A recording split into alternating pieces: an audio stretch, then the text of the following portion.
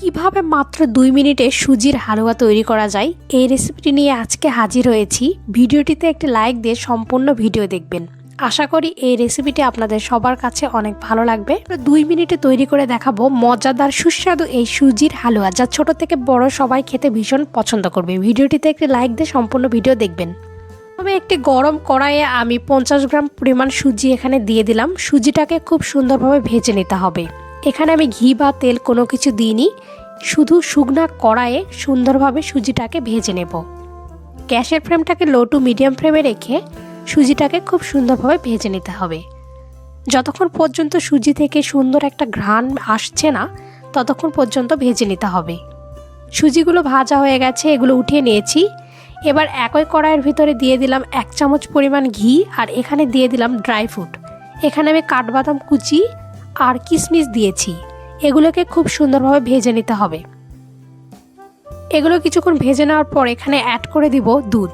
এখানে আমি 250 গ্রাম পরিমাণ দুধ অ্যাড করে দিয়েছি।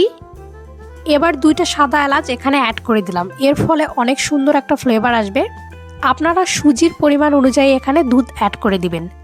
50 গ্রাম সুজির জন্য এখানে 250 গ্রাম পরিমাণ দুধই পারফেক্ট। এবার খুব সুন্দরভাবে দুধটাকে ফুটিয়ে নিতে হবে। দুধটা ভালোভাবে ফুটে গেলে এখানে 1 কাপ পরিমাণ চিনি অ্যাড করে দিলাম। যে কাপ দিয়ে আমি সুজিটা পরিমাপ করেছি সেই কাপ দিয়েই চিনি এখানে অ্যাড করে দিলাম।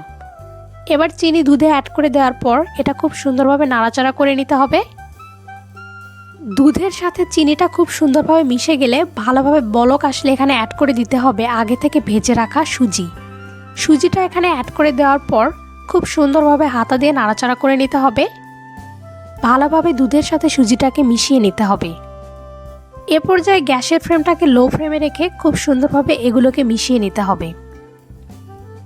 আপনারা এখনও যারা আমার চ্যানেলটি সাবস্ক্রাইব করেননি তারা প্লিজ চ্যানেলটি সাবস্ক্রাইব করে ফেলুন।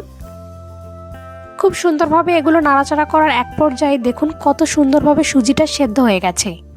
এ পর্যায়ে আপনারা হাত দিয়ে চেক করে নিতে পারবেন। এবার এটা ঠান্ডা করে পরিবেশনের পালা।